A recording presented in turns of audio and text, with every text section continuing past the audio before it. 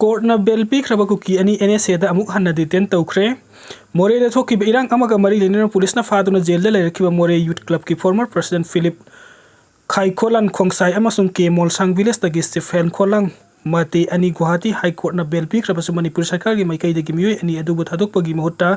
NSA दा डिटेन तौदुना थमले हाइना Kuki organisation for human rights कोहर की माइकई दगी यामना कन्ना यानिंगदब फोंगदोरकली ऑर्गेनाइजेशन असिगे माइकईदगी फोंदोरकलिबना मणिपुरी सरकार चथरिबा थवंग असिना गुवाहाटी हाई कोर्ट की बेल ऑर्डर अदु करिमता इकाई खुमनद्रे हाई कोर्ट असिगे जस्टिस प्रंजन दास अमसुंग अरुण देव चौधरी अनि की डिवीजन बेंच ना मियोय अनि असि क्रिमिनल अपील केस का मरी लेना ममंगथा मार्च कुनगा मंगा दा बेल पीखि बनी अदुमकपु कोर्ट ना बेल पीख्रबा मियोय अनि असि हौखिबा एप्रिल मरी दा NSA की मखादा टेक्नोपल डिस्ट्रिक्ट मजिस्ट्रेट ना एप्रिल मरी दा NSA की मखादा मखाता ना डिटेल तौनबो ऑर्डर इशू तौकी हाइना पेन दबा फोंदोकलदुना हौखिबा सही 2023 की मे हुमदगी थोरखिबा कांगलुप की इरांग असिना मरम ओइरगा सरकार ना कुकी जो कम्युनिटी की मियोय कयाबु अतमना टारगेट तवी हाइना पेन दबा फोंदोरकली MU रेड जोन लाउथोले येंगना इपानी इरोलना इमानी इमागी मचिंदा फिबुल नमखिबा I glam miss and mister Manipur की जज ऑर्गेनाइजर चंगजरकदबनी KCPMC Manipur university MU Kanchipur की मथक्ता सेंजा थुमजागा मरी लेनबा वकत कया सिंगलाकपदगी Kangleipak communist party military council KCPMC progressive की रिसर्च एंड एनालिसिस विंग रो नकुब नथिजिलुबदा हारिबा अवांग बथा की महिलोइसंग असिदा करप्शन न थुमलबा सेंजाबा टेररिस्ट सिंगी अचौबा सेंदानफम अमा ओइना लेरंबा पार्टी न चपचाना खंगबंगमले हारी लोन थिंख्रबा लागलुफ KCPMC प्रोग्रेसिव की इंफॉर्मेशन एंड पब्लिसिटी सेक्रेटरी मही खोंबा मैतैना खुयेकपीदुना थादोरक चेरोल हाई मसीना मरम ओइरगा मणिपुर यूनिवर्सिटी की हौजिक वाइस चांसलर ओइरिबा नावरेम लोकेन लेफम खगेम पली निंगोंबम लेरक अमदी BC की मरुमदा power exercise तौरिबा थबक हापीगनी हाइदुना सेन्याम खोंगलुबा हिदम Majid Meitei लेफम सेक्ता वांगलेकाई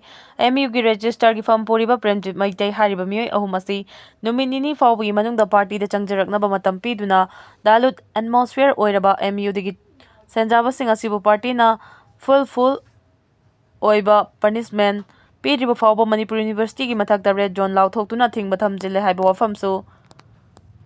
KCPMC progressive न लेबाक मियामदा लाउथोरकली मणिपुर यूनिवर्सिटी की थबक चंगबदा MTS की ओइना लुपा लाख 35 कैंडिडेट अमममदगी खोंगलमखी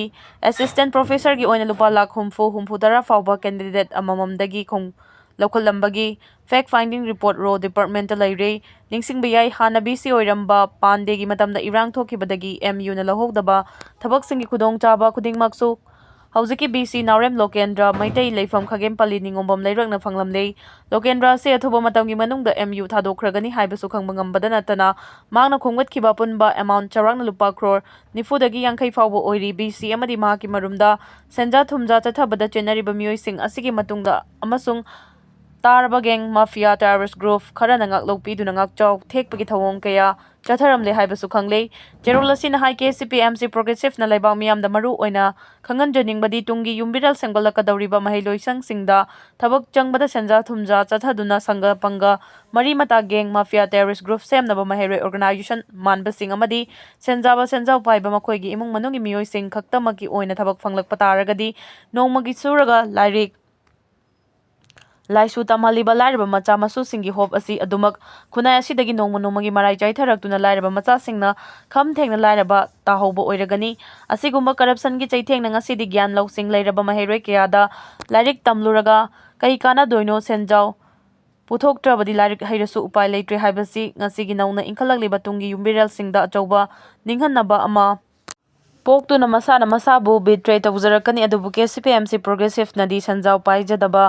महिरोइसिंगिदमक चिंजावगुम लेप्तुना करप्शन की मतोल सोइदतुना मरु फुक्तोकननबा होनादुना लाक्ली मखाताना होनाखिगनी हाइबा वफमसु लाइरबा महिरोइसिंगदा इखौपोंगना KCPMC प्रोग्रेसिव ना लाउथोक्चरी चेरोल असिना मखाताना हाई हौखिबा एप्रिल की तांग मरी थांग जनुमिकी नुमिदांग पुंग 9:12 ताबा मतमदा मणिपुर यूनिवर्सिटी कैंपस मनुंगदा मिटमाई सिंगनबा ओइना बॉम्ब पोखाई हनखिबदु KCPMC प्रोग्रेसिव की ऑपरेशन तालिबान OT की सरुक अमगी मनुंग चन्नबा तंगाई फदना पोखाई हनखिबनी बॉम्ब पोखाई हनखिबदुदा मिसी मीना यहोंदनबा KCPMC प्रोग्रेसिव की chairman comrade Chinkhei Khuman alias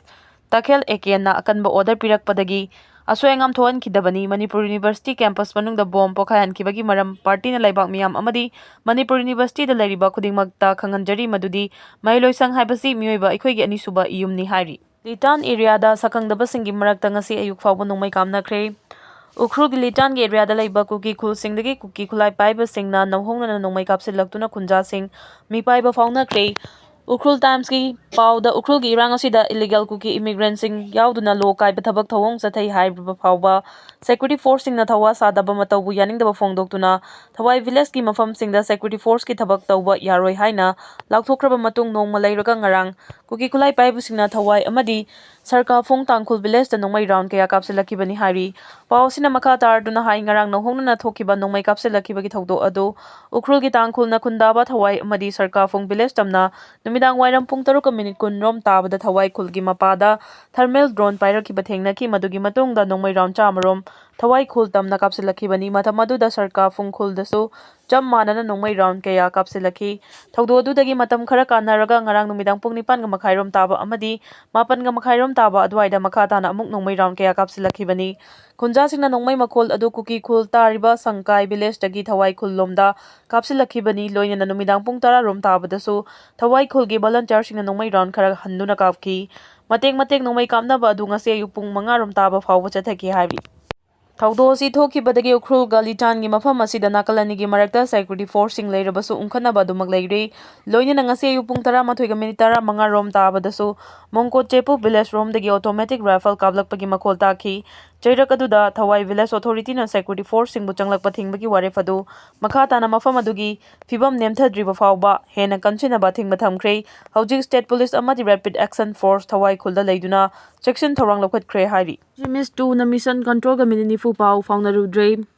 ꯊꯥ ꯂꯩꯕꯥꯛꯀꯤ ꯃꯔꯝꯗ ꯊꯤꯖꯤꯟꯕ ꯆꯠꯂꯤꯕ ꯑꯥꯔꯇꯦꯃꯤꯁ 2ꯅ ꯉꯁꯤ ꯏꯁꯇꯔꯟ ꯗꯦ ꯂꯥꯏꯠ ꯁꯦꯚꯤꯡ ꯇꯥꯏꯝꯁ (EDT)ꯗ ꯄꯨꯡ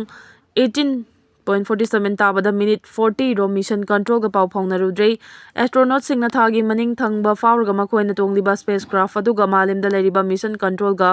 ꯃꯇꯝ ꯈꯔ ꯄꯥꯎ ꯐꯥꯎꯅꯕ ꯉꯝꯈꯤꯗꯕꯅꯤ꯫ ꯑꯥꯔꯇꯦꯃꯤꯁ 2ꯒꯤ ꯄꯥꯏꯂꯣꯠ ꯚꯤꯛꯇꯔ ꯒ꯭ꯂꯣꯚꯔꯅ ꯐꯣꯡꯗꯣꯛꯈꯤꯕꯒꯤ ꯃꯇꯨꯡꯏꯟꯅ ꯊꯥ ꯂꯩꯕꯥꯛꯅ ꯈꯟꯖꯤꯟꯈꯤꯕ ꯃꯔꯝꯅ ꯃꯤꯁꯟ ꯀꯟꯇ꯭ꯔꯣꯜꯒ ꯄꯥꯎ ꯐꯥꯎꯅꯕ ꯉꯝꯈꯤꯗꯕꯅꯤ꯫ ꯆꯍꯤ 50 ꯔꯣꯝꯒꯤ ꯃꯃꯥꯡꯗ ꯑꯦꯄꯣꯂꯣꯒꯤ ꯑꯦꯁꯇ꯭ꯔꯣꯅꯣꯠꯁꯤꯡꯁꯨ ꯊꯥ ꯂꯩꯕꯥꯛꯇ ꯆꯠꯄ ꯃꯇꯝꯗ ꯃꯇꯧ ꯑꯁꯨꯝꯅ ꯆꯞ ꯃꯥꯟꯅꯕ ꯃꯑꯣꯡꯗ ꯃꯤꯁꯟ ꯀꯟꯇ꯭ꯔꯣꯜꯒ ꯐꯥꯎꯅꯕ ꯉꯝꯗꯕꯒꯤ ꯊꯧꯗꯣꯛ ꯊꯣꯛꯈꯤ꯫ ꯀꯨꯝꯖꯥ 1969ꯗ ꯅꯤꯜ ꯑꯥꯔꯝꯁꯇ꯭ꯔꯣꯡ ꯑꯃꯁꯨꯡ ꯕꯖ ꯑꯜꯗ꯭ꯔꯤꯟꯅ ꯊꯥꯒꯤ ꯂꯩꯃꯥꯏꯗ ꯈꯣꯡꯗꯥꯗꯨꯅ ꯑꯅꯧꯕ ꯄꯨꯋꯥꯔꯤ ꯑꯃ ꯁꯦꯝꯈꯤꯕꯅꯤ꯫ ꯃꯇꯝꯗꯨꯗ ꯀꯣꯂꯤꯞꯁꯅ ꯀꯃꯥꯟꯗ ꯃꯣꯗ꯭ꯌꯨꯜ ꯊꯧꯔꯒ ꯊꯥꯒꯤ ꯑꯀꯣꯏꯕꯗ ꯀꯣꯏꯅ ꯄꯥꯏꯗꯨꯅ ꯂꯩꯈꯤ꯫ ꯊꯥ ꯂꯩꯕꯥꯛꯀꯤ ꯐꯥꯔ ꯁꯥꯏꯗ ꯌꯧꯔꯛꯄ ꯃꯇꯝꯗ ꯃꯤꯅꯤꯠ 94 ꯔꯣꯝ ꯃꯤꯁꯟ ꯀꯟꯇ꯭ꯔꯣꯜ ꯑꯃꯗꯤ ꯊꯥ ꯂꯩꯕꯥꯛꯇ ꯂꯩꯕ ꯑꯦꯁꯇ꯭ꯔꯣꯅꯣꯠꯁꯤꯡꯒ ꯄꯥꯎ ꯐꯥꯎꯅꯕ ꯉꯝꯈꯤꯗꯦ꯫ ꯀꯨꯝꯖꯥ 1974ꯗ ꯐꯣꯡꯂꯛꯄ ꯄꯨꯟꯁꯤ ꯋꯥꯔꯤ ꯑꯃꯗ ꯃꯍꯥꯛꯅ ꯃꯤꯅꯤꯠ 94ꯅꯤ ꯄꯥꯎ ꯐꯥꯎꯅꯕ ꯉꯝꯈꯤꯗꯕꯒꯤ ꯇꯥꯟꯐꯝ ꯑꯗꯨ ꯈ꯭ꯋꯥꯏꯗꯒꯤ ꯋꯥꯕ ꯇꯥꯟꯐꯝ ꯑꯣꯏꯈꯤ ꯍꯥꯏꯅ ꯐꯣꯡꯗꯣꯛꯈꯤ꯫ ꯑꯃꯔꯣꯝꯗ ꯀꯣꯔꯟꯋꯥꯜꯗ ꯂꯩꯕ ꯒꯨꯟ ꯍꯤꯜꯂꯤ ꯑꯥꯔꯊ ꯁ꯭ꯇꯦꯁꯟꯗ ꯑꯆꯧꯕ ꯑꯦꯟꯇꯤꯅꯥ ꯑꯃ ꯌꯨꯡꯈꯠꯇꯨꯅ ꯑꯣꯔꯤꯌꯟ ꯀꯦꯞꯁꯨꯜꯗꯒꯤ ꯁꯤꯒꯅꯦꯜ ꯐꯪꯅꯕ ꯊꯧꯔꯥꯡꯗ ꯂꯩꯕꯥꯛꯀꯤ ꯑꯀꯣꯏꯕꯗ ꯊꯥ ꯂꯩꯕꯥꯛꯀꯤ ꯑꯀꯣꯏꯕꯗ ꯆꯠꯂꯤꯕ ꯑꯣꯔꯤꯌꯟꯒꯤ ꯆꯞ ꯆꯥꯕ ꯃꯐꯝ ꯈꯪꯗꯣꯛꯅꯕꯒꯤ ꯄꯥꯟꯗꯝꯗ ꯊꯧꯔꯥꯡ ꯑꯗꯨ ꯂꯧꯈꯠꯈꯤꯕꯅꯤ꯫ ꯑꯥꯔꯊ ꯁ꯭ꯇꯦꯁꯟ ꯑꯁꯤꯗ ꯐꯪꯂꯛꯄ ꯏꯟꯐꯣꯔꯃꯦꯁꯟ ꯄꯨꯝꯅꯃꯛ national aeronautics and space administration (ꯅꯥꯁꯥ)ꯒꯤ ꯍꯦꯗꯀ꯭ꯋꯥꯔꯇꯔꯗ ꯑꯃꯨꯛ ꯌꯧꯍꯟꯈꯤ꯫ ꯒꯨꯟ ꯍꯤꯜꯂꯤ ꯑꯥꯔꯊ ꯁ꯭ꯇꯦꯁꯟꯒꯤ ꯆꯤꯐ ꯇꯦꯛꯅꯣꯂꯣꯖꯤ ꯑꯣꯐꯤꯁꯔ ꯃꯦꯠ ꯀꯣꯁꯕꯤꯅ ꯕꯤ.ꯕꯤ.ꯁꯤ.ꯗ ꯐꯣꯡꯗꯣꯔꯛꯈꯤꯕꯒꯤ ꯃꯇꯨꯡꯏꯟꯅ ꯃꯤ ꯇꯣꯡꯕ ꯁ꯭ꯄꯦꯁꯀ꯭ꯔꯥꯐ ꯑꯃꯒꯤ ꯈꯣꯡꯒꯨꯜ ꯂꯦꯟꯅꯕ ꯍꯣꯠꯅꯕ ꯍꯟꯗꯛꯅ ꯑꯍꯥꯟꯕꯅꯤ꯫ ꯊꯥ ꯂꯩꯕꯥꯛꯀꯤ ꯃꯔꯝꯗ ꯃꯄꯨꯡ ꯐꯥꯅ ꯊꯤꯖꯤꯟꯅꯕꯒꯤ ꯄꯥꯟꯗꯝꯗ ꯇꯉꯥꯏ ꯐꯗꯅ ꯑꯈꯟꯅꯕ ꯊꯧꯔꯥꯡ ꯑꯁꯤ ꯂꯧꯈꯠꯄꯅꯤ꯫ ꯅꯥꯁꯥꯒꯤ ꯃꯥꯏꯀꯩꯗꯒꯤꯗꯤ ꯊꯥ ꯂꯩꯕꯥꯛꯀꯤ ꯃꯔꯝꯗ ꯊꯤꯖꯤꯜꯂꯤꯕ ꯈꯣꯡꯆꯠ ꯑꯁꯤ ꯈꯨꯃꯥꯡ ꯆꯥꯎꯁꯤꯟꯕ ꯉꯝꯕꯒꯤ ꯃꯇꯥꯡꯗ ꯑꯇꯦꯟꯕ ꯐꯣꯡꯗꯣꯔꯛꯈꯤ꯫ ꯁ꯭ꯄꯦꯁꯀ꯭ꯔꯥꯐ ꯑꯗꯨꯗ ꯇꯣꯡꯈꯤꯕ ꯑꯦꯁꯇ꯭ꯔꯣꯅꯣꯠꯁꯤꯡꯅ ꯃꯔꯨ ꯑꯣꯏꯕ ꯗꯦꯇꯥ ꯑꯃꯁꯨꯡ ꯐꯣꯇꯣꯒ꯭ꯔꯥꯐꯅꯆꯤꯡꯕ ꯊꯥꯔꯛꯄ ꯂꯩꯈ꯭ꯔꯕꯁꯨ ꯑꯣꯔꯤꯌꯟ ꯀꯦꯞꯁꯨꯜꯒꯤ ꯃꯇꯥꯡꯗ ꯈꯨꯗꯣꯡꯆꯥꯗꯕ ꯀꯌꯥꯃꯔꯨꯝ ꯃꯥꯌꯣꯛꯅꯈꯤ꯫ ꯅꯥꯁꯥꯒꯤ ꯑꯣꯔꯤꯌꯟ ꯄ꯭ꯔꯣꯒ꯭ꯔꯥꯝꯗ ꯗꯦꯄꯨꯇꯤ ꯃꯦꯅꯦꯖꯔ ꯑꯣꯏꯅ ꯂꯩꯔꯤꯕ ꯗꯦꯕꯤ ꯒꯣꯔꯗꯅ ꯕꯤ.ꯕꯤ.ꯁꯤ.ꯗ ꯍꯥꯏ ꯁ꯭ꯄꯦꯁꯀ꯭ꯔꯥꯐ ꯇꯣꯡꯗꯨꯅ ꯆꯠꯂꯤꯕ ꯑꯦꯁꯇ꯭ꯔꯣꯅꯣꯠꯁꯤꯡꯅ ꯈꯨꯗꯣꯡꯆꯥꯗꯕ ꯀꯌꯥꯃꯔꯨꯝ ꯃꯥꯌꯣꯛꯅꯔꯕꯁꯨ ꯃꯔꯨꯑꯣꯏꯕ ꯗꯦꯇꯥ ꯑꯃꯗꯤ ꯏꯟꯐꯣꯔꯃꯦꯁꯟ ꯀꯌꯥ ꯄꯤꯔꯛꯇꯨꯅ ꯃꯇꯨꯡ ꯇꯥꯔꯛꯄꯗ ꯆꯠꯀꯗꯕ ꯈꯣꯡꯆꯠꯁꯤꯡꯗ ꯆꯥꯎꯅ ꯃꯇꯦꯡ ꯑꯣꯏꯍꯟꯒꯗꯧꯔꯤ꯫